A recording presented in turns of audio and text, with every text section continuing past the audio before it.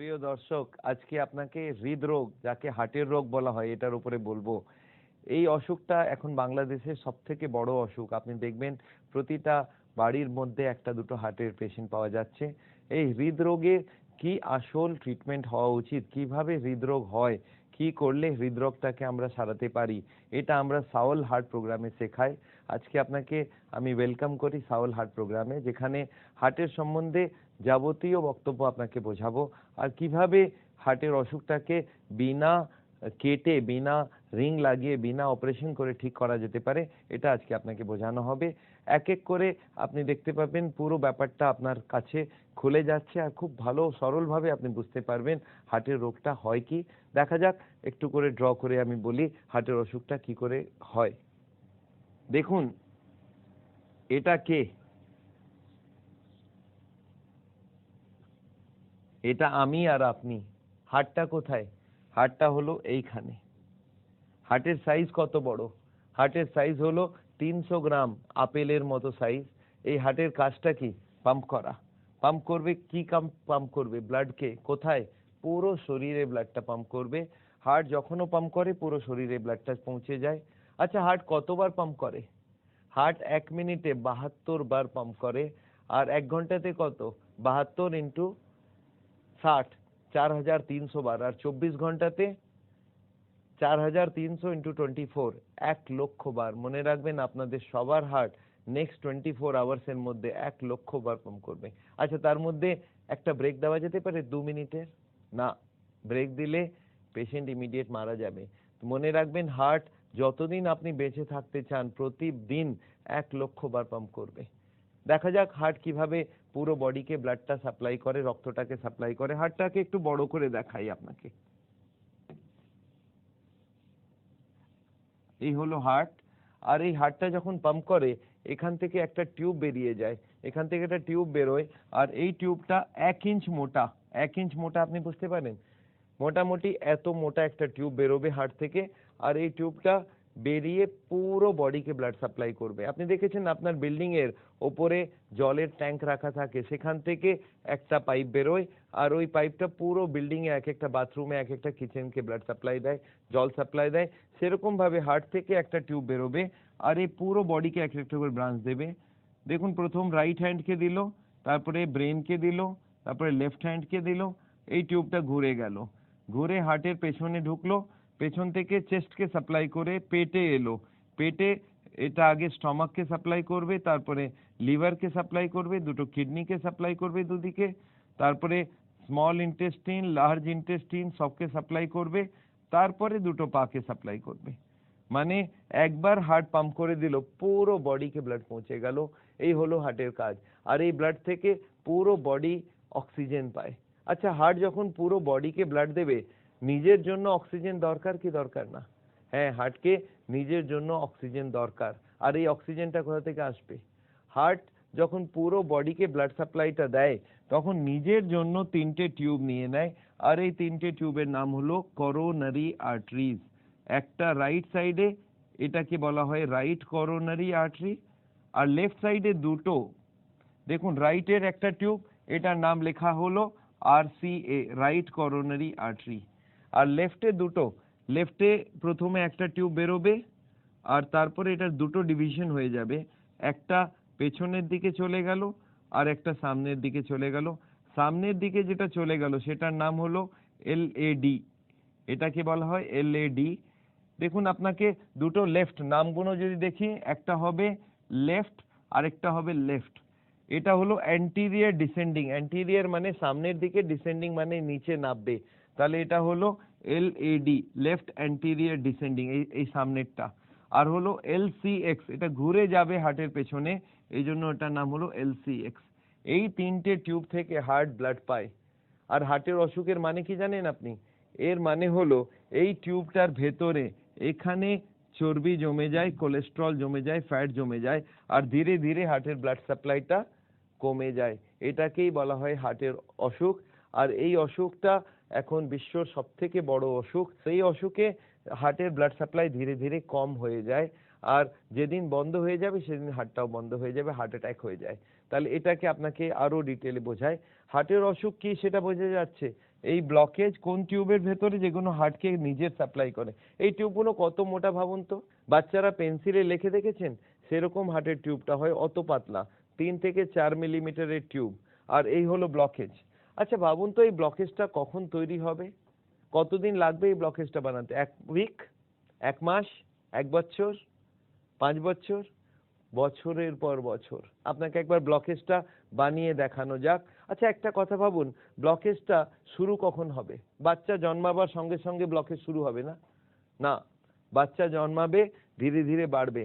যতদিন চর্বি খাক কোনো অসুবিধা নেই, যতদিন বাড়বে ততদিন চর্বি খেলে কোনো অসুবিধা নেই, কিন্তু যেই বাড়তে বাড়তে বাড়তে বাড়তে 18-20 বছর বয়স হবে তখন ওর বাড়া বন্ধ হয়ে যাবে। এরপরে যে এক্সট্রা ফ্যাট তার কোনো দরকার নেই, আর ওই এক্সট্রা ফ্যাটটা আমাদের বডির ভেতরে যাবে, আর যেখানে যেখানে ডিপোজিট করবে মোটা হয়ে যাবে মানুষ, আর ভেতরে ব্লকেজ তৈরি হবে। তাহলে ধরে রাখুন 18 থেকে 20 বছর বয়সে এই ব্লকেজটা শুরু হলো। আর একজন মানুষের 60 বছরে জানতে পারলো হার্টের পেশেন্ট, তার মানে কত বছর লাগলো?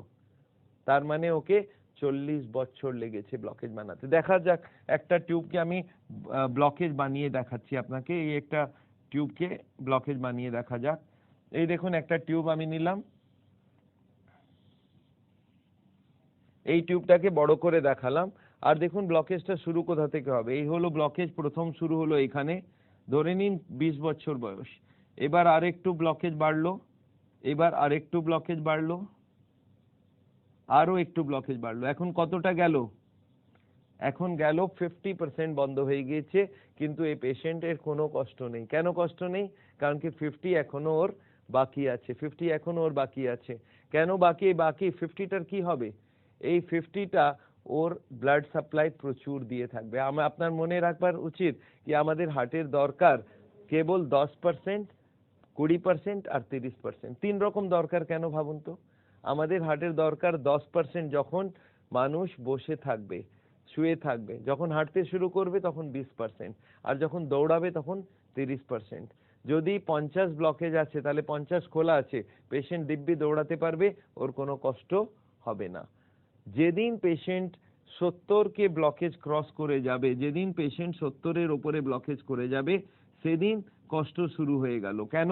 আমাদের হার্টের দরকার 10, 20 আর 30।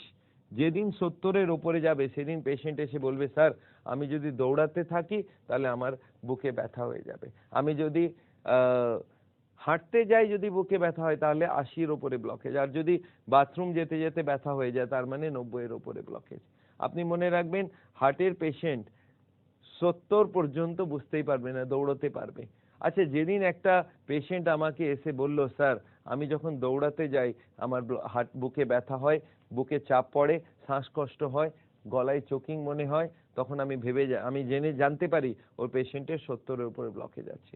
আর যেদিন বলে হাঁটতে গিয়ে সেম কথা, সেম কষ্ট, এই কষ্টটাকে আমাদের ভাষায় বলা হয় অ্যানজাইনা। আর এই কষ্টটা এলেই আমরা বুঝতে পারি 80-র উপরে ব্লকেজ হয়ে গিয়েছে। আচ্ছা একটা কথা ভাবুন, আমার কাছে পেশেন্ট পৌঁছবে কবে?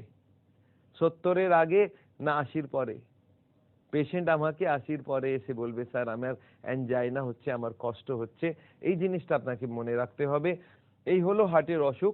আচ্ছা ধরে নিন 20 ব্লকেজ শুরু হয়েছে, আর এটা 60 বছরে ও জানতে পারলো হার্টের পেশেন্ট, তাহলে কত বছর লাগলো? 20 বছর, 20 থেকে শুরু করে 60 পর্যন্ত এটা ব্লকেজ হয়েছে, তার মানে 40 বছর লাগলো এই ব্লকেজটা বানাবার জন্য। আর এই 40 বছরে 80% ব্লকেজ, তার মানে 2% পার ইয়ার এই ব্লকেজটা বাড়বে। এই হলো হার্টের অসুখ। আচ্ছা একটা কথা ভাবুন, এই হার্টের অসুখ কতক্ষণে আপনি বুঝতে পারলেন? তার মানে হার্টের অসুখের মানে হলো কি হার্টের নিজের ব্লাড সাপ্লাইয়ের ভেতরে ব্লকেজ হয়ে যাচ্ছে, ধীরে ধীরে হার্টের ব্লাড সাপ্লাইটা কম হয়ে যাচ্ছে, এটা হলো হার্টের অসুখ। এখন এইটাকে বুঝতে কতক্ষণ লাগলো? 5 মিনিট লাগলো আপনার। কিন্তু যদি কোনো হার্টের হাসপাতালে হার্টের ডাক্তারকে গিয়ে কেউ পেশেন্ট বলে, স্যার আমি হাঁটতে গেলে বুকে ব্যথা, ওনারা এত ডিটেইলে ভালো করে বুঝিয়ে দেবেন না, না, ওনারা বলবেন আপনাকে করোনারি আর্টারি ডিজিজ হয়েছে। আচ্ছা করোনারি আর্টারি ডিজিজ বলে দিলে পেশেন্ট বুঝতে পারবে না? পেশেন্ট কিছুই বুঝতে পারবে না। আচ্ছা করণীয় কি? পেশেন্ট কি করতে পারে? ও স্মাইল করে বলতে পারে, স্যার আপনার কি মনে হয় পেশেন্ট নর্মাল লোকেরা করিয়ে নেবে? এটা কেউ করাবে না। আমি ভাবছিলাম আল্লাহ এরকম কোনো টেস্ট হোক যেখানে আমাদের তার ঢোকাতে হয় না, বিনা তার ঢুকিয়ে যদি ব্লকেজ ধরা পড়তে পারে। আর লাকিলি ফর ইউ একটা টেস্ট এসে গেছে, এটার নাম হলো সিটি অ্যাঞ্জিওগ্রাফি। এই টেস্টটা লাস্ট 5-6 বছরে ওয়ার্ল্ড ভরে খুব পপুলার হচ্ছে, যেখানে কিচ্ছু করতে হবে না। আপনি যান, একটা টেবিলের উপরে শুয়ে যান, টেবিলটা ভেতরে যাবে মেশিনের ওপর ভেতরে। আপনি শুনেছেন কখনো ব্রেনের সিটি স্ক্যান করায়? সেভাবে হার্টের সিটি স্ক্যান করা হয়। সেখানে আপনাকে শুইয়ে দিয়ে একটা ইঞ্জেকশন দেওয়া হবে, একটা এক্সরে নেওয়া হবে, আর উইদিন 2 মিনিটস আপনি জানতে পারবেন আপনার ব্লকেজ কত আছে। আর এই পরীক্ষাটা কোনো কাটা ছেঁড়া বিনা পরীক্ষা, আর এর কস্টটাও খুব কম। এটা যদি আপনি দেখেন নর্মাল অ্যাঞ্জিওগ্রাফি থেকে অনেক অল্প দামে এই টেস্টটা করা যেতে পারে। তাহলে এই টেস্টটা আপনি নিশ্চয়ই করিয়ে নিতে পারেন। আমি কেউ আমার কাছে আসে, স্যার আমি আমার ব্লকেজ জানতে চাই, আমি বললাম আপনি নর্মাল অ্যাঞ্জিওগ্রাফি না করিয়ে আপনি সিটি অ্যাঞ্জিওগ্রাফি করান। আর এই সিটি অ্যাঞ্জিওগ্রাফিটার একটা প্রবলেম হয়ে গেছে, কি বলুন তো?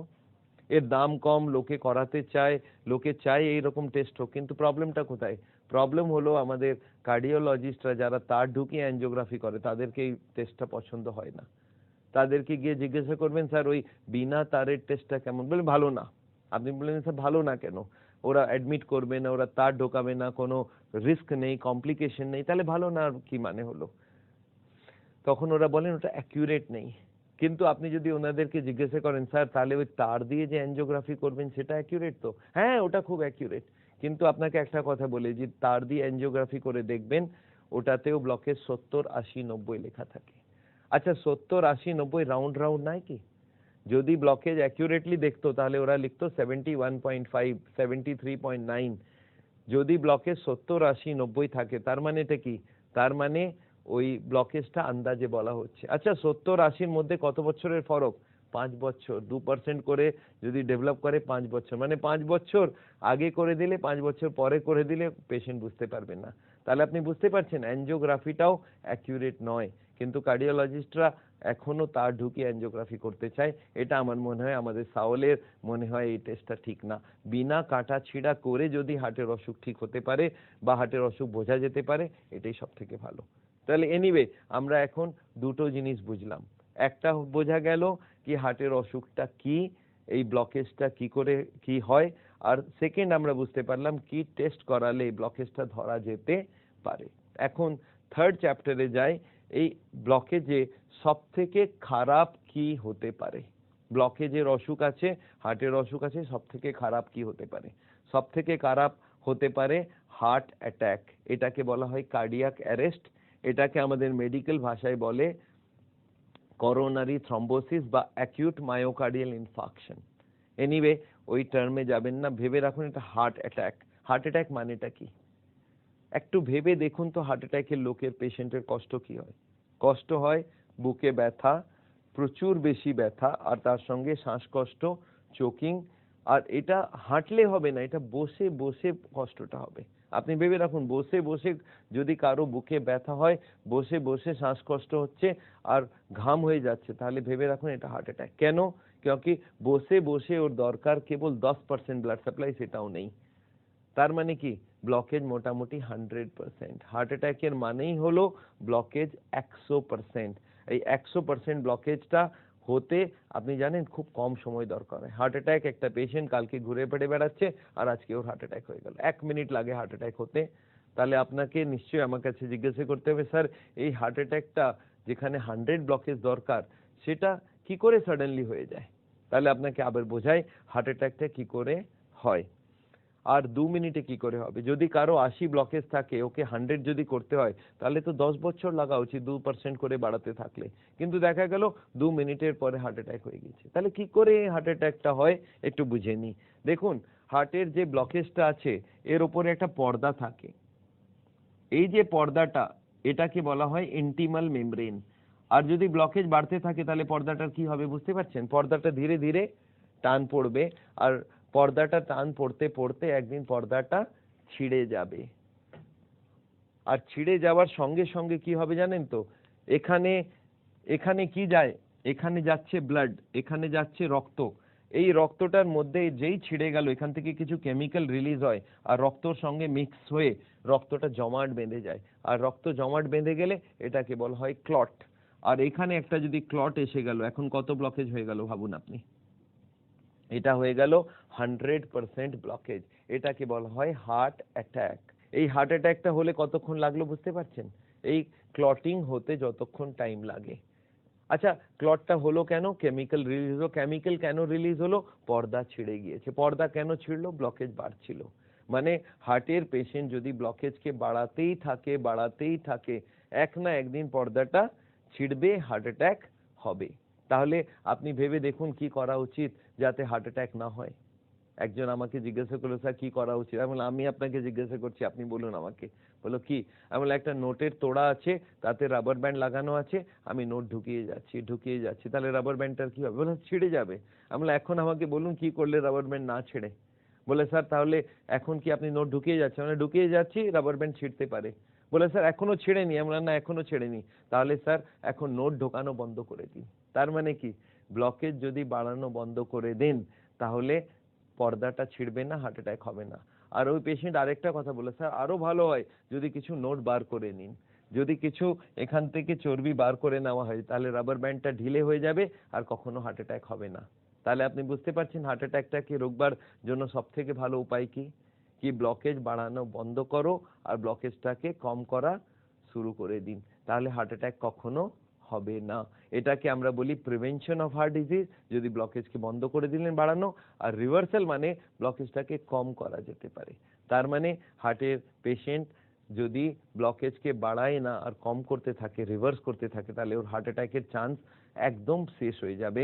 আর এটাই আমি হার্টের পেশেন্ট, আমাদের দর্শকদের যাদের হার্টের পেশেন্ট আছেন তাদেরকে বলবার জন্য আমি এই ক্লাসটা করছি, কিভাবে পেশেন্ট হার্টের অ্যাটাকে চলে যায় আর কি করলে হার্ট অ্যাটাকটা কখনো হবে না। এনিওয়ে, তাহলে আপনি এখন তিনটে জিনিস বুঝতে পারলেন, হার্টের অসুখ কি, হার্টের অসুখের কি কি টেস্ট করা যেতে পারে, আর হার্ট অ্যাটাক ব্যাপারটা কি, হার্ট অ্যাটাকটা কি করে হয়, আর কি করে হার্ট অ্যাটাকটাকে রোকা যেতে পারে। এখন আসা যাক ফোর্থ চ্যাপ্টারে। স্যার কি করা উচিত যাতে ব্লকেজ না বাড়ে আর ব্লকেজ রিভার্স হয়? এর জন্য আমার মনে আছে একবার আমি জিজ্ঞাসা করলাম একটা মানুষকে, খুবই বুদ্ধিমান লোক, ওকে আমি জিজ্ঞাসা করলাম স্যার কি করা উচিত যাতে ব্লকেজ বেড়ে না যায়, ব্লকেজ কমে যায়? উনি আমাকে একটা সিম্পল কোশ্চেন জিজ্ঞাসা করলেন, স্যার এই যে কালো কালো আপনি ড্র করেছেন যেটা ব্লকেজ, এই ব্লকেজটা কি মেটেরিয়াল দিয়ে তৈরি? আমি বললাম তাহলে কি করবেন? বলে এই মেটেরিয়ালের সাপ্লাই বডিতে বন্ধ করে দেব। আপনি বুঝতে পারছেন কত সিম্পল জিনিস। এই যে ব্লকেজ যেটা আছে কি দিয়ে তৈরি হয় এই ব্লকেজটা, আর যদি আমরা এটা জানতে পারি এই ব্লকেজটা কি দিয়ে তৈরি আছে, ওই দুটোর সাপ্লাই যদি বন্ধ করে দিই তাহলে ব্লকেজ কখনো হবে না আর ব্লকেজ বাড়বে না। তাহলে এই কি জিনিস জমে সেটা আপনাকে বোঝাতে চাই। দুটো জিনিস জমে, একটার নাম হলো কোলেস্টেরল আর একটা নাম হলো ট্রাইগ্লিসারাইডস। আপনি শুনে থাকবেন দুটো নাম। কোলেস্টেরলটা তো খুবই কমন নাম, প্রতিটা মানুষ শুনেছে, কোলেস্টেরল জমে যায় হার্টের ভেতরে। তাহলে এই দুটো জিনিসের নাম এখন মনে রাখতে হবে, একটার নাম হলো কোলেস্টেরল আর একটার নাম হলো ট্রাইগ্লিসারাইডস। ট্রাইগ্লিসারাইডস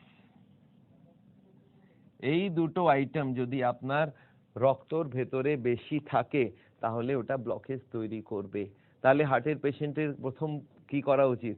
এই দুটোকে বোঝা উচিত। আপনার রান্নাঘরের মধ্যে এই দুটো জিনিস যদি থাকে আর এটা যদি আপনি খান তাহলে ব্লকেজ বাড়তে থাকবে, আর ব্লকেজ যদি বাড়ে একদিন হার্ট অ্যাটাক হবে।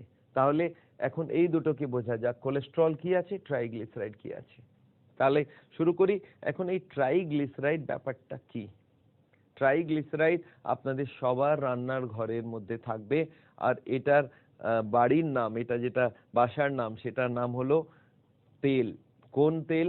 যত রকম তেল আছে, চাহে সয়াবিন তেল হোক, চাহে মাস্টার্ড অয়েল হোক, চাহে কার্নোলা অয়েল হোক, চাহে সূর্যমুখী তেল হোক, চাহে জাইতুং তেল হোক, বা তিলের তেল হোক, বা গ্রাউন্ডনাট চিনে বাদামের তেল হোক, যে কোনো তেল, আর আজকাল রাইস ব্রান অয়েল, এই যত রকম তেল বাজারে আছে সবগুলোর একটাই নাম, সেটা হলো ট্রাইগ্লিসারাইডস।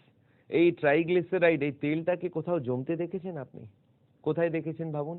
আপনি কিচেনের ভেতরে ঢুকে যান, রান্নাঘরে যেখানে গ্যাসের চুলাটা রাখা আছে, পুরো দিন খাবার তৈরি হবার পরে ওই চুল্লাটার পাশের দেওয়ালে হাত লাগাবেন, দেখবেন হাতে চিপচিপ করছে। এটা আবার চিপচিপ কি করছে? এটা তেল জমে গিয়েছে ওখানে। আর আপনি দেখবেন মহিলারা সাবানের জল করে সন্ধ্যেবেলা ওই দেওয়ালটাকে পরিষ্কার রাখেন।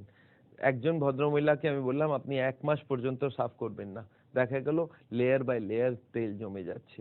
আর এই লেয়ার বাই লেয়ার তেল আপনি এক্সস্ট ফ্যানে পাবেন, আপনি চিমনির ভেতরে পাবেন। আর এই সেম তেলটা হার্টের ভেতরে যদি জমে যায়, আপনি বুঝতে পারছেন কি হবে? তাহলে ওনার ভেতরে এই ব্লকেজ জমে যাবে। তাহলে হার্টের পেশেন্টদেরকে আমি কি বোঝাবো? হার্টের পেশেন্টের স্ত্রীকে কি বোঝাতে হবে? কি কোনো খাবারে তেল দেবেন না, কোনো তেল দেবেন না। মনে রাখবেন প্রতিটা তেলের মধ্যে খুব একটা বড় ডিফারেন্স নেই। আপনি দেখেছেন জলের বোতল পাওয়া যায়, একটাতে লেখা থাকে মাম, একটাতে লেখা থাকে স্পা, একটাতে আরো কিছু বিসলেরি। আপনি মনে রাখবেন ওর ভেতরে একই জিনিস আছে, সেটা হলো H2O, কিন্তু নামগুলো ডিফারেন্ট, কোম্পানি ওয়াইজ নামের ডিফারেন্স আছে। মনে রাখবেন প্রতিটা তেলের মধ্যে জিনিস একই, সেটা হলো ট্রাইগ্লিসারাইডস। আর এই ট্রাইগ্লিসারাইডটা যদি রক্তের ভেতরে থাকে, খাবার ভেতরে থাকে, ব্লকেজ বাড়বে। তাহলে আমি কি চাই হার্টের পেশেন্ট থেকে? কি বিনা তেলের রান্না শুরু করে দিন। এখন বিনা তেলের রান্না বলতেই লোকে ঘাবড়িয়ে যায়, স্যার তেল ছাড়া কি করে হবে? আচ্ছা একটা কথা বলুন, তেল কেন কেন তেল দেওয়া হয় খাবারে? লোকে বলে টেস্ট। আমি বললাম তাহলে একটা কাজ করুন, একটা চামচ তেল নিন আর মুখে দিয়ে বলুন কত টেস্ট আছে। সঙ্গে সঙ্গে বলে ওর তো কোনো টেস্ট নেই। আমি বললাম টেস্টই নেই তাহলে তেল দিচ্ছেন কেন রে বাবা? স্যার সেটা তো বুঝতে পারছেন না। না তেলের টেস্ট হয় মশলাতে ভাজবার পরে। আমি বললাম না, মশলার টেস্ট আছে, তেলের টেস্ট নেই। আপনাকে আমি সবজি দিচ্ছি আর তেল দিচ্ছি, আপনি সবজি বানিয়ে দেখান তো। পারবেন না। যদি আপনি তেল দিয়ে সবজিটাকে বানান তাহলে কি করতে হয়? মশলাটাকে তেল দিয়ে ফ্রাই করা হয়, মশলাটাকে ভাজা হয়। আর আমি ভাবতে লাগলাম কোনো এমন কিছু থাকে যেটা হার্টের অসুবিধা করবে না, কিন্তু মশলাটাকে ভাজতে ইউজ করা যেতে পারে, এমন কি লিকুইড হতে পারে ভাবতে পারেন? আর সাডেনলি আমি রিয়েলাইজ করলাম সব থেকে ভালো যে জিনিসটা আমাদের কাছে আছে সেটা হলো পানি। যদি মশলাটাকে পানি দিয়ে ভেজে নেওয়া যাক তাহলে আমাদের কোনো অসুবিধা হবে না। তার মানে মশলাটাকে যদি মশলার টেস্ট আপনি মনে রাখবেন, নুনের টেস্ট, মরচের টেস্ট, হলুদ আর জিরে আর ধনে আর পেঁয়াজ আর টমেটো আর আদা আর রসুন, এই সব মশলাগুলো, এই মশলাপাতির টেস্ট আছে, তেলের কোনো টেস্ট নেই। এই মশলাটাকে ভাজবার জন্য আমাদের মাথাতে ঢোকানো হয়েছে তেল দিয়ে ভাজতে হবে। এই ব্যাপারটা আপনি বাদ দিন, তেল দিয়ে ভাজতে হবে না, মশলা সব থাকবে, সেটাকে পানি দিয়ে ভাজতে হবে। আর এই পানি দিয়ে ভাজে কি করে, তার জন্য আমরা ক্লাস করি। আমি হার্টের পেশেন্টের স্ত্রীদেরকে এটা শেখাই কিভাবে পানি দিয়ে মশলাটাকে ভাজা যেতে পারে। আমি ওদেরকে জিজ্ঞাসা করি আপনি তেল চান না টেস্ট চান? স্যার টেস্ট চাই। আমরা টেস্ট তো মশলা থেকে আসবে আর ওটাকে ভেজে নেবার পরে টেস্ট আসবে, কিন্তু পানি দিয়ে ভাজতে হবে। লোকে বলে পানি মানে পানি দিয়ে কোনো তেল ইউজ করবেন না। আমি দেখলাম তাহলে পানির নাম বদলে দেওয়া যাক, আমি ওটাকে বলি সাওল অয়েল। আমাদের সাওলের নাম থেকে সাওল অয়েল, তার মানে এখন থেকে এই অয়েলটা আপনাকে বাড়িতে ফ্রি সাপ্লাই দিয়ে দিলাম। এখন জিরো অয়েল মানে হলো পানি দিয়ে মশলাটাকে ভাজা, তার মানে সাওল অয়েলে ভাজা। আপনি যেরকম ভাবে নিতে পারেন, কিন্তু মনে রাখবেন আমরা এরকম হাজারে হাজারে ডিশ তৈরি করেছি, খুব ভালো রেসিপিস তৈরি করেছি যেটা বিনা তেলে রান্না হবে, টেস্ট সেম টু সেম থাকবে। কেবল দিমাগটা একটু চেঞ্জ করতে হবে, কি মশলাটাকে ভাজতে হবে বিনা তেলে। আমি এরকম দেখেছি অনেক মহিলারা এই মাথাটা ইউজ করে ওই মাথার সেটিংটাকে চেঞ্জ করতে চায় না। আমি দেখেছি একজন হার্টের পেশেন্টকে আমি বুঝিয়ে দিলাম কি আপনি ট্রাইগ্লিসারাইড খাবেন না, উনি গিয়ে নিজের স্ত্রীকে বলেছেন কি কাল থেকে খাবারে কোনো তেল দিও না। আচ্ছা স্ত্রী মেনে যাবে না? না মানবে না। না কি করে হবে? না আমি তেল চাই না। তখন উনি কি বলেন, আমি এতটুকু দেবো, অর্ধেক করে দিল। তারপরে হাজবেন্ড আবার বলেছে না, না মানে না। আচ্ছা এতটুকু দেবো। আবার হাজবেন্ড বলে না মানে একদম না, একটা ড্রপও দিবে না। বলে এতটুকু দিব, টাচ করে দিব। কেন এরকম করছেন? আর এরপরে যদি হাজবেন্ড বলে তুমি আমাকে মারতে চাও, তাহলে উনি বলেন না না না এরকম কথা বলবে না, আচ্ছা ঠিক আছে আমি কাল থেকে বিনা তেলে তৈরি করব। এখন কি করে জানেন তো, তেলটাকে সরিয়ে দিল আর মশলাটাকেও সরিয়ে দিল। এখন থাকলোটা কি? বয়েল করা সবজি। বলে বয়েল করা সবজি খাও। আরে টেস্ট কোথা থেকে আসবে রে বাবা? মশলাটা বাদ দিলেন কেন? বলে না তেল ছাড়া মশলা ভাজা যায় না। এটা কে বলেছে? আল্লাহ বলেছে? না, তিনি কেউ বলেননি। মশলাটাকে ভাজবার যে কোনো পদ্ধতি আপনি ইউজ করুন, কিন্তু তেল দিয়ে হবে না। তাহলে আমরা এখন কি শেখাচ্ছি? মশলাটাকে ভাজুন কি দিয়ে? বিনা তেলে পানি দিয়ে ভাজতে হবে। আপনাকে আরেকটা কথা আপনাকে ভালো করে বুঝিয়ে দিই, এই তেলটা আমাদের বডিতে যতটা দরকার আল্লাহ প্রকৃতি অলরেডি প্রতিটা খাবারের ভেতরে এই তেলটা ঢুকিয়ে রেখেছেন। আপনি জানেন রুটির মধ্যে 1% তেল আছে, ভাতে 1% তেল আছে, ডালে 5% তেল আছে, প্রতিটা সবজি প্রতিটা ফ্রুটের মধ্যে কিছু কিছু তেল আছে আমাদের জন্য প্রচুর। এর থেকে বেশি তেলের দরকার আমাদের বডিতে নেই। তার মানে তেল দেওয়া বন্ধ। আর 2 নম্বর আইটেমের নাম হলো কোলেস্টেরল। এটা আবার কোন খাবারে পাওয়া যায়? কোলেস্টেরল একটাই খাবারে ওয়ার্ল্ডে পাওয়া যায়, সেটা হলো অ্যানিমাল ফুড। অ্যানিমাল মানে কি? জানোয়ার থেকে তৈরি যে কোনো খাবার, তার মধ্যে কোলেস্ট্রল থাকবে। আরেকটা জিনিস আপনি জিন্দগি ভরের জন্য মনে রাখবেন, কোনো প্লান্ট ফুডের মধ্যে কোলেস্ট্রল থাকে না। প্লান্ট ফুড মানে কি? যত রকম সবজি, যত রকম ফল, যত রকম শস্য, আনাজ, যেমন রুটি, ভাত, এগুলোতে কোনোটাতে কোলেস্ট্রল নাই। কেন কোলেস্ট্রল নাই? ওটা প্লান্ট থেকে তৈরি। যদি অ্যানিমাল থেকে তৈরি হয় তবে ওতে কোলেস্ট্রল থাকবে। আচ্ছা, অ্যানিমাল ফুড কি কি আছে ভাবুন। অ্যানিমাল ফুডে আছে যত রকম মাংস, যত রকম মাছ, ডিম আর দুধ।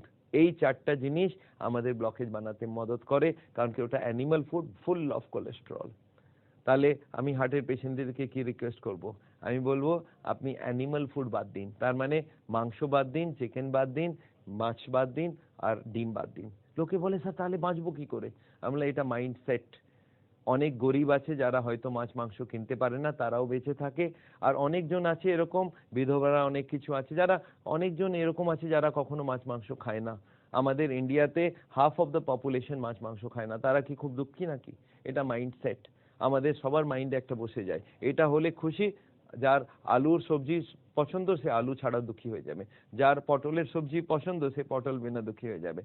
সবার মাথাতে একটা ঢুকে যায়, এরকম হলে খুশি হব, না হলে খুশি হব না, এরকম কিছু হয় না। এটা হলো মাইন্ডসেট। তাহলে আপনার মাইন্ডসেটটাকে একটা চেঞ্জ করতে হবে কি আমি অ্যানিমাল ফুড খাবো না। দুধ, দুধে একটা প্রবলেম আছে।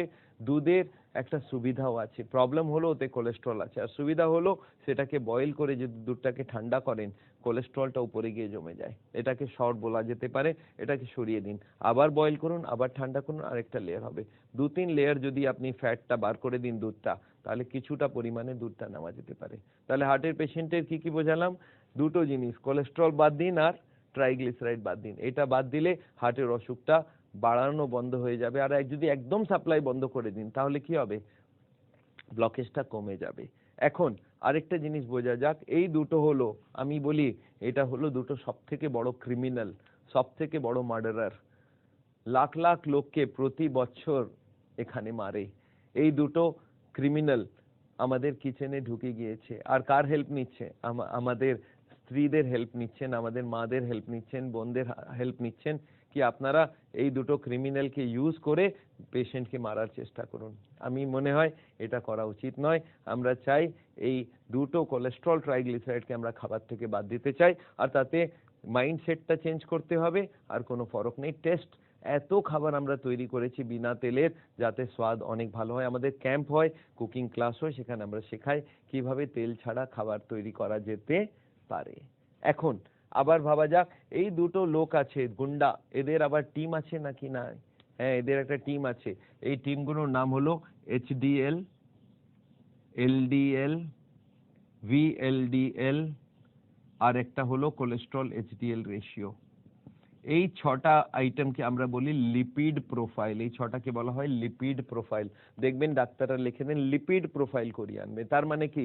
এই রক্তর ভেতরে কোন গুন্ডা কতটা আছে সেটা জানা উচিত। আপনাকে একটা কথা বলে দিই, কোলেস্ট্রলটা আমাদের রক্তের ভেতরে 130 থেকে 180 পর্যন্ত থাকা উচিত। আর আমি কি চাইবো হার্টের পেশেন্ট থেকে? আমি চাইবো সে 129 এনে রাখুক। আর ট্রাইগ্লিসারাইডটা আমাদের রক্তের ভেতরে 100 থেকে 160 থাকার কথা। আমি কি চাইবো? আমি চাইবো 99 এনে রাখুন। যদি এই দুটো আপনি আনতে পারেন তাহলে হার্টের অসুখ হওয়ার চান্স খুব কম, হার্ট অ্যাটাক হওয়ার কোনো চান্স থাকবে না। এই দুটো খুব ভালোভাবে মনে রাখবেন, কোলেস্ট্রল 130 থেকে কম আর ট্রাইগ্লিসারাইড 100 থেকে কম। এই দুটো আনবার জন্য বিনা তেলের রান্না খেতে হবে, আর তার সঙ্গে কোলেস্ট্রলের জন্য যত রকম অ্যানিমাল ফুড বাদ দিতে হবে, প্লান্ট ফুড থেকে বাঁচতে হবে, তাহলে আমাদের কাজ হয়ে যাবে। এর সঙ্গে আরো একটা জিনিস মনে রাখতে হবে, একটা গুড কোলেস্ট্রল আছে এর মধ্যে। গুড কোলেস্ট্রল হলো এইচডিএল কোলেস্ট্রল। এটা বাজারে পাওয়া যায় না। এটা আবার কোলেস্ট্রলকে মদত না করে কোলেস্ট্রলকে কম করার চেষ্টা করে। এই এইচডিএলটাকে আপনি বাড়াতে চাইলে আপনাকে হাঁটতে হবে, প্রতিদিন হাঁটবেন তাহলে এইচডিএল বাড়বে। আর যদি আপনি খাবারে গ্রিন ভেজিটেবল খাবেন, টেনশনটা কম করবেন, তাহলে এইচডিএল বাড়বে। তাহলে এইচডিএল কে বাড়াতে হবে, বাকিগুলোকে কম করতে হবে। আর এই এলডিএলটাকে ব্যাড কোলেস্ট্রল বলা হয়। এটা 70-এর উপরে থাকা খুবই ডেঞ্জারাস। 70 থেকে কম রাখবেন, তাহলে হার্টের অসুখ হবে না। এনিওয়ে, এই যে ব্লকেজের কারণগুলো আপনাকে বোঝালাম, এই 6টা লিপিড প্রোফাইল যেগুলোকে বলা হয়, এদেরকে হেল্প করার জন্য আরো 6জন আছে যারা বলে আপনারা ব্লকেজ বাড়ান, আমরা সঙ্গ দেব। আর এরকম 6জনের নাম আপনাকে বোঝাতে চাই। এরা ব্লকেজ বানাতে প্রচুর মদত করে। আর তাদের নাম হলো high blood pressure, high sugar, এটাকে ডায়াবেটিস বলে, ডায়াবেটিস। এই ডায়াবেটিস আর হার্টের ব্লাড প্রেশার, এই দুটো আমাদের ব্লকেজ বানাতে প্রচুর পরিমাণে হেল্প করে। আর তার সঙ্গে হলো স্মোকিং বা টোব্যাকো মানে হলো তামাক, টোব্যাকো, এইটাও ব্লকেজ বানাতে খুব মদত করে। আর তার সঙ্গে হলো অ্যালকোহল, মদ। আর একটা হলো ওভারওয়েট। যদি লোকে ওভারওয়েট থাকে তাহলে ওর ব্লকেজ বানাবার খুব বেশি চান্স থাকে। আর একটা লাস্ট হলো স্ট্রেস, যেটাকে বলা হয় মানসিক চাপ। এই 6টা কারণে আমাদের ব্লকেজ আবার বাড়ে। যদি হাই ব্লাড প্রেশার থাকে তাহলে ব্লকেজটাকে বাড়াবার চেষ্টা করবে, যদি হাই সুগার থাকে তাহলে ব্লকেজ বাড়াবার চেষ্টা করবে। আর এই দুটোকে কন্ট্রোল করা খুবই দরকার। তাহলে আমি চাই হার্টের পেশেন্টের জানা উচিত ওর ব্লাড প্রেশার কখনো 120-র উপরে যাবে না, আর তার যে নিচের প্রেশারটা 80-র উপরে যাতে না যায়। আর এর জন্য কি করতে হবে? এর জন্য হার্টের জন্য যা যা করতে হয় সেগুলোই করতে হবে। একটা এক্সট্রা কাজ করতে হবে, সেটা লবণটা একটু কম খাবে। টেনশন কম করতে হবে, তার জন্য ওয়াকিং করতে হবে, তার জন্য ওজন কমাতে হবে, তার জন্য ফ্যাট কমাতে হবে। আর এগুলো করলে ব্লাড প্রেশার কমে যায়। আর তারপরে যদি কন্ট্রোল না হয় ওষুধ খাক, আমার কোনো অসুবিধা নেই, কিন্তু 120 আর 80 ব্লাড প্রেশার রাখতে হবে যদি আপনি ব্লকেজকে রুখতে চান, হার্ট অ্যাটাক থেকে বাঁচতে চান।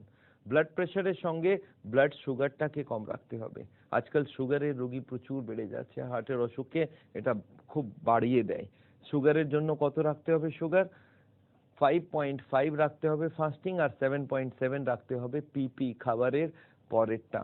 এই দুটো যদি আপনি রাখেন তাহলে হার্টের অসুখটাকে রোকা যেতে পারে। কিন্তু যদি সুগার আপনার কন্ট্রোল না থাকে তাহলে ভেবে নিন আপনি ফাঁসতে যাচ্ছেন, ব্লকেজ বাড়বে, একদিন হার্ট অ্যাটাক হবে। তার সঙ্গে স্মোকিং বা জর্দা বা গুটকা, এই যত রকম দোক্তা আর এই যত রকম তামাক, সেগুলো বন্ধ করতে হবে।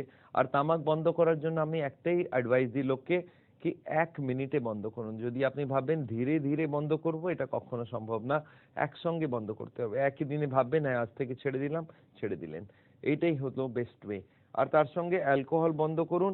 আর যদি ওভারওয়েট আছে সেই ওজনটাকে কম করাতে হবে। যারা বেশি ভাত বা রুটি খায় তাদের ওজন বেশি বেড়ে যায়, আর এগুলো বন্ধ করতে হবে। যতটা কম করবেন তত ওজনটা কম হতে থাকবে। আর তার সঙ্গে যেটা দরকার হলো টেনশন মানে মানসিক চাপটাকে কন্ট্রোল করতে হবে। মানসিক চাপ আজকাল খুব ইম্পর্টেন্ট হয়ে গিয়েছে, সেই মানসিক চাপটাকে কম করতে হবে।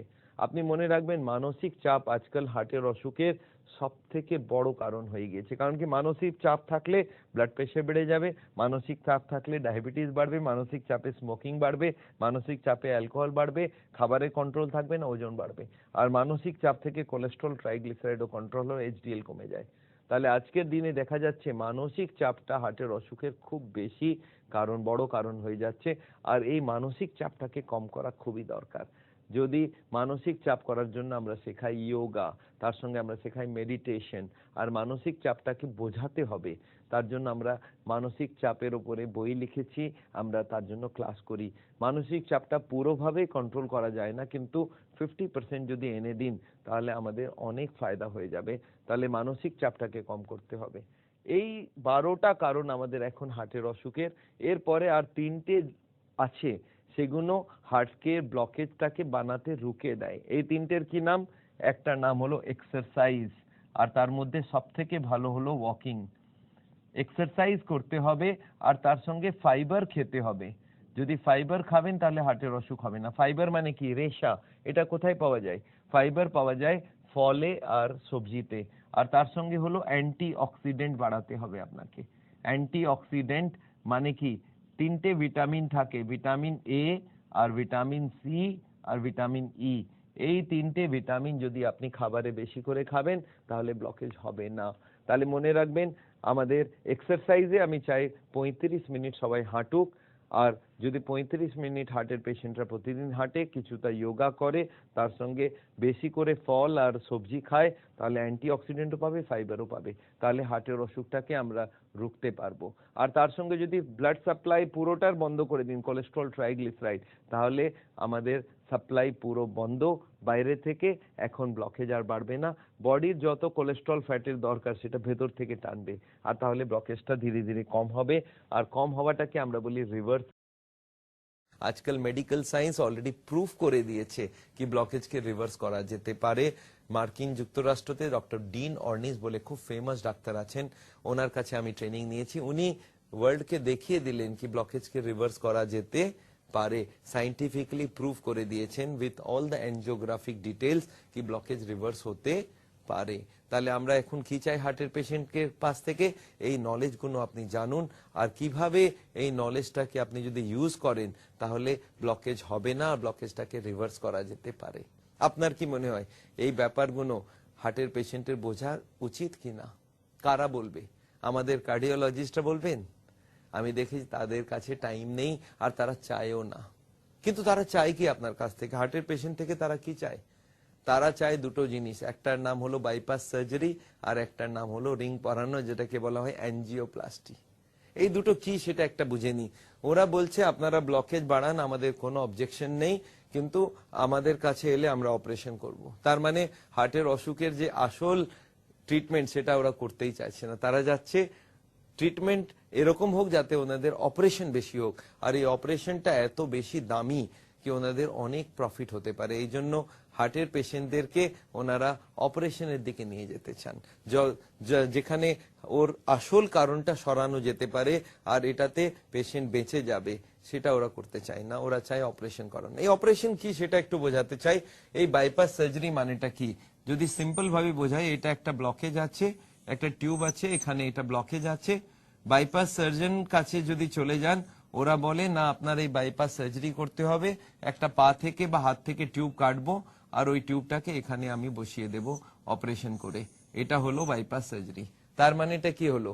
তার মানে এখন ব্লাড এখান থেকে না হয়ে এদিক হয়ে যাবে। এটা হলো এটা খুব ছোট সার্জারি না, কি মনে হয়? খুব বড় সার্জারি। পুরো চেস্টকে মধ্যখান থেকে কাটতে হবে। কি দিয়ে কাটবে? করাত দিয়ে। আপনি কখনো দেখেছেন একটা গোল করাত থাকে? আপনি কখনো বাড়িতে টাইলস চেঞ্জ করিয়েছেন? কখনো এই মার্বেল বগেরে লাগিয়েছেন? দেখবেন ওখানে একটা করাত থাকে গোল, ওখানে এটা লাগিয়ে করে কাটা হলো। এরপর এটাকে খোলা হবে, এখানে জ্যাক নিয়ে খোলা হলো, এখন হার্টটা চলছে, ওটাকে বন্ধ করতে হবে। 3-4 বটল ব্লাড দিয়ে পুরো বডিকে চালাতে হবে একটা মেশিন থেকে। আর সেই সময় পা থেকে বা হাত থেকে বা বুক থেকে একটা টিউব কেটে হার্টে জোড়া হবে।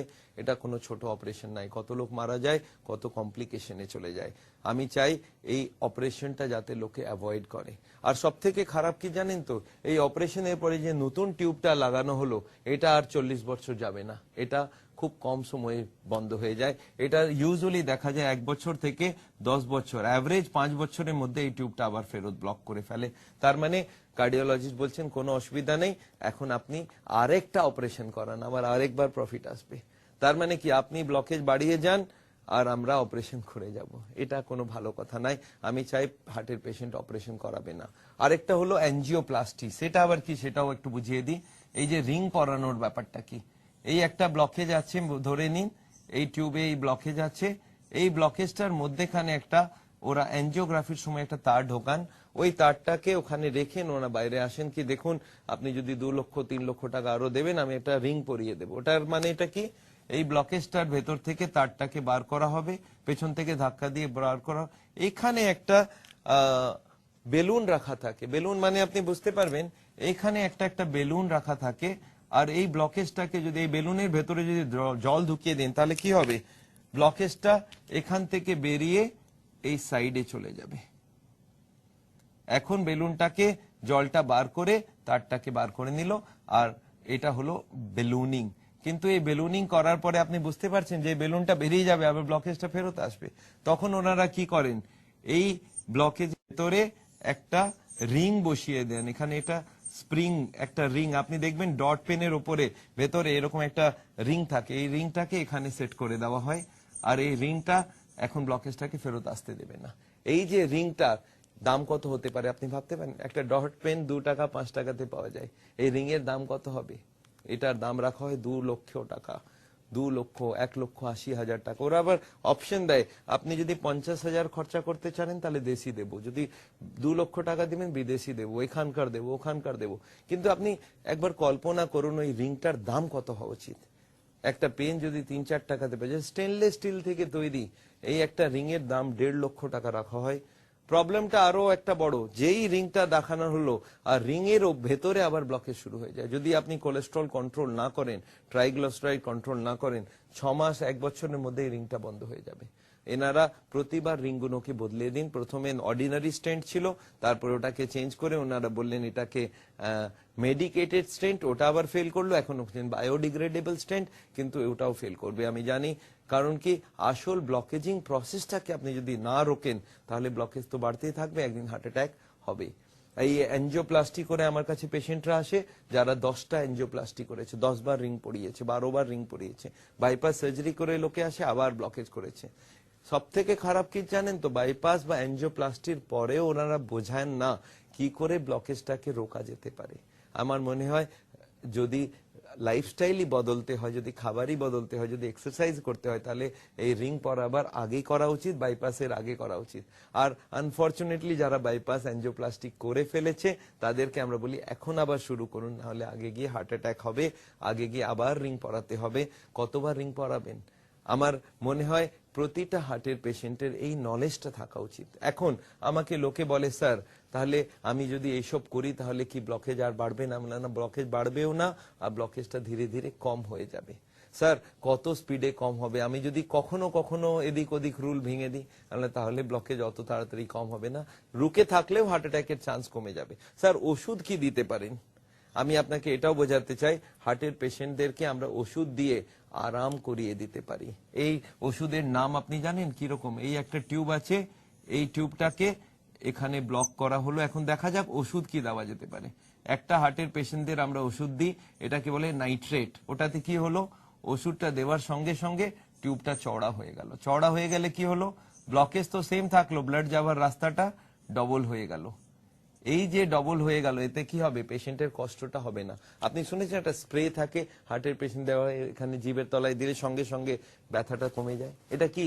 এটা ওই ওষুধ যেটাকে বলা হয় নাইট্রেট গ্রুপ। এটা দিলেই টিউবটা একটু চড়া হয়ে গেল, পেশেন্ট কষ্ট পায় না। এই ওষুধটা প্রতিদিন খেতে থাকলে পেশেন্টের কষ্ট হবে না। কিন্তু আমি হার্টের পেশেন্টকে ওষুধ দিতে তৈরি আছি। এর সঙ্গে একটা ব্লাড পাতলা করার ওষুধ দেওয়া হয়, এটার সঙ্গে হার্টকে স্লো করার ওষুধ দেওয়া হয়, এর সঙ্গে কোলেস্ট্রল কম করার ওষুধ দেওয়া যেতে পারে, ট্রাইগ্লিসারাইড কম করার ওষুধ দিতে পারি। আমি হার্টের পেশেন্টদেরকে বলি আমি ওষুধ দিতে রেডি আছি, নো প্রবলেমস। আমি ইন্ডিয়াতে এতজনকে আমি ওষুধ দিয়ে রেখেছি। আমাদের যে সাউল সেন্টার আছে তাদের ডাক্তাররা আছেন, তাতে কার্ডিওলজিস্ট আছেন, ওনারা ওষুধ দেবেন, আমাদের দিক থেকে ওষুধ দেওয়া হবে। কিন্তু ওষুধের সঙ্গে সঙ্গে আমরা চাই তারা পেশেন্টরা নিজের লাইফস্টাইলটাকে বদলে দিক। আর লাইফস্টাইল যদি বদলে দেয় তাহলে অপারেশন করার কোনো দরকার নেই, আর আমাদের ট্রিটমেন্টে এমনিতেই ঠিক হয়ে যাবে পেশেন্ট, আর ওর হার্ট অ্যাটাক হবার চান্স একদম শেষ। তাহলে ওষুধ, বাইপাস, এনজিওপ্লাস্টি, এই 3টে ট্রিটমেন্ট নিয়ে আজকাল মেডিকেল সিস্টেম চলছে। মেনলি হাসপাতাল চালায় বাইপাস, এনজিওপ্লাস্টি। আমি চাই ওষুধ নিন, তার সঙ্গে লাইফস্টাইল বদলান, আর হার্টের অসুখটা হবে না। হার্টের অসুখটাকে কম করা যেতে পারে। যদি আপনি হার্টের অসুখটাকে কম করে দিন তাহলে কোনো কষ্ট হবে না। কখনো কখনো আমাকে পেশেন্ট বলে, স্যার আমি শুনেছি একটা ব্লকেজ হয় যেটা হার্ট অ্যাটাক করলে মাইনর হার্ট অ্যাটাক হয়, একটাতে মেজর হার্ট অ্যাটাক হয়, একটাতে ম্যাসিভ হার্ট অ্যাটাক হয়। 3টের মধ্যে ডিফারেন্স কি আছে এটাও আমি আপনাকে বোঝাতে চাই। ধরে নিন এই একটা টিউব আছে, ব্লকেজ যদি এইখানে হয় আর হার্ট অ্যাটাকটা হয়ে যায় তাহলে এটাকে বলবো মাইনর হার্ট অ্যাটাক, কারণ কি এতটা এরিয়া মারা পড়বে। আর যদি ব্লকেজ এখানে হয় উপরের দিকে তাহলে এটাকে মেজর হার্ট অ্যাটাক বলবো। আর যদি ব্লকেজ এখানে হয় তাহলে ম্যাসিভ হার্ট অ্যাটাক, পেশেন্ট মারা যাবে, হাসপাতালও পৌঁছবে না। তো যে পেশেন্ট আমার কাছে আসে এই ছোট ছোট ব্লকেজ নিয়ে, তাকে তো আমি বলি লাইফস্টাইল আর ওষুধ নিয়ে চালান আর আপনার ব্লকেজটাকে রিভার্স করান। কিন্তু যারা একদম ওপরের দিকে ব্লকেজ নিয়ে আসে, যাদের সিরিয়াস ব্লকেজ, যাতে মারা যাবার চান্স আছে, তাদেরকে আমরা বলি আপনারা আরো দুটো ট্রিটমেন্ট করাতে পারেন। একটার নাম হলো ন্যাচুরাল বাইপাস, এটাকে আমরা বলি ইসিপি ট্রিটমেন্ট। আজকাল লেটেস্ট টেকনোলজি এসে গিয়েছে আমেরিকা থেকে। এই ইসিজি ট্রিটমেন্টে কি করা হয়, একটা মেশিন থেকে হার্টের ভেতরে নতুন টিউব খুলে দেওয়া যায়। নতুন টিউব একটু বুঝিয়ে বলি আপনাকে। এই আল্লাহ তাআলা যে আমাদের বডিটাকে বানিয়েছেন, এটা ওয়ার্ল্ডের বেস্ট মেশিন। আপনি জানেন আমাদের কাছে দুটো কিডনি আছে, একটা কিডনি চাহেন তো আপনি ডোনেট করে দিতে পারেন, তার মানে কি একটার সঙ্গে একটা ফ্রি। সেরকম হার্টটাও খুব ইম্পর্টেন্ট অর্গান, ওখানেও একটা ফ্রি টিউব রাখা হয়েছে। একটা তো অরিজিনাল যেটা আপনি ব্লক করে ফেলেছেন, আর একটা সেকেন্ড সেট অফ টিউব আছে, এটাকে বলা হয় ন্যাচুরাল বাইপাস, এটাকে কোল্যাটারাল বলি আমরা, এটাকে আমরা মেডিকেলি বলি ক্যাপিলারিজ। এই যে লাখ লাখ ক্যাপিলারি আমাদের হার্টে আলাদা করে দেওয়া আছে, এই টিউবগুলোকে আমরা স্পোর্টসম্যানস টিউব বলি। আমরা স্পোর্টসম্যান যখন দৌড়ায় দৌড়ায় দৌড়ায় তখন এই টিউবগুলো খুলে যায়। একটা এমন মেশিন তৈরি হয়েছে যেটা 35 মিনিট দিলে প্রেসার দেয়, পায়ের উপরে জ্যাকেট লাগিয়ে প্রেসার দেয়, আর ওই প্রেসার থেকে হার্টের টিউবগুলোকে খুলে দেওয়া হয়। 35 মিনিট বডিকে কাটতে হবে না, আর আপনার হার্টে প্রচুর নিউ টিউব তৈরি হয়ে যাবে। আর এগুলোকে বলা হয় কোল্যাটারাল সার্কুলেশন। এরকম ভাবে একটা টিউব তৈরি হবে, আর এটাকে বলা হয় ন্যাচুরাল বাইপাস। এর জন্য কাটাকুটি করতে হবে না, 35 দিন 1 ঘন্টা করে ট্রিটমেন্ট করানো যায়। আর এই মেশিনটা আমাদের এখানে এসকাটন গার্ডেনে আমাদের ক্লিনিকে এই মেশিন আনা হয়েছে বিদেশ থেকে। আর এই মেশিন থেকে ট্রিটমেন্ট করলে বিনা অপারেশনে বাইপাস হয়ে যায়। এই অপারেশনটা যারা সিরিয়াস পেশেন্ট তাদেরকে আমরা বলি অপারেশন না করে আপনি ন্যাচুরাল বাইপাস করান। আরেকটা ট্রিটমেন্ট আজকাল খুব কমন হয়ে যাচ্ছে ওয়ার্ল্ড ভরে, এটা পেশেন্টের জন্য খুব ফায়দামন্দ। এটাতে কি করা হয়, কিছু ওষুধ দিয়ে ব্লকেজটাকে গলানো যেতে পারে, আর এই ওষুধটাকে বলা হয় বায়োকেমিক্যাল ক্লিনিং ট্রিটমেন্ট। তার মানে কি, কিছু বায়োকেমিক্যাল কিছু ওষুধ এমন দেওয়া হয় যেটা হার্টের ফায়দা করে দেয়, ব্লকেজটাকে কম করে দেয়। এই ওষুধটা যদি ড্রিপ লাগিয়ে দেওয়া হয় তাহলে এই ব্লকেজটাকে 5-10% উইথড্র করে দেয়। আর যদি 5-10% ব্লকেজ কমে গেল, এই ট্রিটমেন্টের নাম হলো ন্যাচুরাল বাইপাস আর বায়োকেমিক্যাল অ্যাঞ্জিওপ্লাস্টি। তার মানে সাওলে যদি কোনো সিরিয়াস পেশেন্ট থাকে তাদেরকে আরো দুটো ট্রিটমেন্ট করা যেতে পারে, একটা ন্যাচুরাল বাইপাস, একটা বায়োকেমিক্যাল অ্যাঞ্জিওপ্লাস্টি বা বায়োকেমিক্যাল ক্লিনিং। আমি হার্টের পেশেন্টদেরকে বোঝাই আপনি পুরো ব্যাপারটা বুঝুন, খাবার দাবার চেঞ্জ করুন, ওয়াকিং করুন, এক্সারসাইজ করুন, যোগা করুন, আর তার সঙ্গে আপনি যদি চান অপারেশনের দিকে যেতে তাহলে অপারেশন যাবেন না, আপনি ন্যাচুরাল বাইপাস করান, বায়োকেমিক্যাল ক্লিনিং করান, তাতে আপনার অসুখটাও সেরে যাবে আর আগে অপারেশনের কোনো দরকার পড়বে না। একটা কথা আপনাকে আরো একটু বলতে আমি চাই, সেটা হলো এই যে অপারেশনের জন্য মানুষ তৈরি হয়ে যাবে কি হবে না, এরা ইউজুয়ালি পেশেন্ট কেউ চায় না রিং পরাতে, তারা চায় না বাইপাস করাতে, কিন্তু কার্ডিওলজিস্টরা একটা ভয় দেখান তাদেরকে। তারা কি বলেন, আপনি কালকেই মারা যাবেন, আপনি কালকে বাঁচবেন না, you are carrying an atom bomb, you are carrying a time bomb, এরকম একটা কথা বলা হয়। যখন অ্যাঞ্জিওগ্রাফি হয় তার আগে পেশেন্ট বলে আমি হাঁটতে গেলে বুকে ব্যথা হয়, তার মানে কি ব্লকেজ তো আছেই, আছে। অ্যাঞ্জিওগ্রাফি করার পরে কার্ডিওলজিস্ট বলেন আপনি কি করে বেঁচে আছেন আমি বুঝতে পারছি না, তার মানে আপনি মরে যাবেন। আচ্ছা মরে কেন যাব, হার্ট অ্যাটাক হলে মারা যাবে, কিন্তু হার্ট অ্যাটাক কবে হবে, না 2 মিনিট বাকি আছে, আপনি বাড়ি যাবেন তার আগে রাস্তাতে মারা যাবেন। এরকম একটা ভয় দেখানো হয়, আর এই ভয়টা জন্য লোকে বাইপাস করায়, অ্যাঞ্জিওপ্লাস্টি করায়। আজকাল ধীরে ধীরে এই যে কার্ডিওলজিস্টের মুখোশটা খুলে যাচ্ছে, লোকে জানে কি যেই অ্যাঞ্জিওগ্রাফি হবে ওরা বলবেন আপনি মারা যাবেন, এক্ষুনি অপারেশন করতে হবে। যদি পেশেন্ট কখনো না মানে তাহলে পেশেন্টের রিলেটিভদেরকে, তাদের যে পরিবারের লোক তাদেরকে ভয় দেখানো হয়, দেখো ও বাড়ি পৌঁছবে না, ভেরি ক্রিটিক্যাল, আপনি বলুন অপারেশন করতে হবেই হবে, এখন 2 মিনিট বাকি আছে, আপনি রিং পরাতেই হবে। আর এই ভয়ের জন্য ওর পেশেন্টরা অপারেশন করে দেয়। আচ্ছা পেশেন্ট বোঝে না এই হার্টের অসুখটা কি, তারা জানে না হার্ট অ্যাটাক কি করে হবে, কখন হবে, কি করলে হার্ট অ্যাটাক হবে না। কার্ডিওলজিস্ট এই ব্যাপারটা কিছুতেই বুঝতে দিতে চায় না, তারা চান কি ইমিডিয়েট অপারেশন হয়ে যাক। আর যেই অ্যাঞ্জিওগ্রাফি হয়ে গেল পেশেন্টকে ওরা ছাড়তে চায় না, ওরা ওখানেই বলেন কি আপনি আর বাঁচবেন না, 1 মিনিট বাকি আছে, 2 মিনিট বাকি আছে। আমার এক পেশেন্ট সে বললো স্যার আমার মনে আছে ইন্ডিয়াতে একটা ইনসিডেন্ট হলো, ওকে এরকম বলা হয়েছিল, ও বললো স্যার আমার কাছে টাকা পয়সা নেই। তখন ওরা বললেন ঠিক আছে আপনি বাড়ি চলে যান। তারপরে আবার জিজ্ঞাসা করলো কতদিনে টাকা জোগাড় হবে, বলে 2 মাস। বলে ঠিক আছে 2 মাস পরে হার্ট অ্যাটাক হবে। তার মানে বুঝতে পারছেন হার্ট অ্যাটাকটাকে ওনারা ভয় দেখিয়ে করেন, যদি টাকা পয়সা নেই তাহলে হার্ট অ্যাটাকের কোনো চান্স থাকবে না, এরকম একটা বানানো হয়েছে। আমি জানি এই পুরো ব্যাপারটা গড়িয়ে গিয়েছে কমার্শিয়াল প্রসেসে। আর পুরো হাসপাতালের আমি কখনো কখনো কার্ডিওলজিস্টকে জিজ্ঞাসা করি কি আপনি এরকম ভয় কেন দেখাচ্ছেন, এরকম ভয় দেখিয়ে পেশেন্টকে আপনি বাধ্য করছেন অপারেশন করাবার জন্য। ওরা বলে স্যার আমি যদি না করি আমার হাসপাতাল আমাকে তাড়িয়ে দেবে। ওরা বলেছে টার্গেট দিয়েছে কি আগের মাসে আপনি 20টা অপারেশন করেছেন, এই মাসে 25টা করতে হবে। আমার তো যত পেশেন্ট আছে সবার অপারেশন করা দরকার, না হলে আমি ফেঁসে যাব। হার্টের সার্জনরা এরকম করে। আর রিং পরানো ডাক্তারকে বলা হয় কি আপনি যদি অপারেশন বেশি না করেন, বেশি রিং না পড়ান, তাহলে আপনাকে বার করে অন্য ডাক্তার আনবো। তাহলে ওরাও লেগে আছে। আমার মনে হয় আজ দরকার এটা কি কার্ডিওলজিস্টরা হার্টের অসুখের আসল কারণটা পেশেন্টদেরকে বলুন। আর পেশেন্টরা যদি এই ব্যাপারটা পুরো ভালোভাবে জানতে পারে তাহলে ওরা নিশ্চয়ই চেষ্টা করবে কি বিনা তেলে রান্না খাবে, তারা নিশ্চয়ই অ্যানিমাল ফুড বাদ দেবে, তারা নিশ্চয়ই দুধটাকে সর তুলে খাবে, তারা নিশ্চয়ই ফল ফুল খাবে, এক্সারসাইজ করবে, যোগা করবে, ওয়াকিং করবে। আর এগুলো যদি করে তাহলে হার্টের অসুখ হবেও না, আর যাদের হয়ে গেছে তাদের রিভার্স করা যেতে পারে। আমার মনে হয় আপনি পুরো ব্যাপারটাকে বুঝতে পেরেছেন। আর হার্টের অসুখে কি করা উচিত পুরো ব্যাপারটা আপনার কাছে পুরো ক্লিয়ার হয়ে গিয়েছে। আমি চাই আপনারা সুস্থ থাকুন, আপনারা এভাবে চলুন যাতে সাওলের জীবন যাপন করুন, আপনারা এভাবে চলুন যাতে ব্লকেজটাকে বাড়তে না দিন, ব্লকেজটাকে রিভার্স করুন।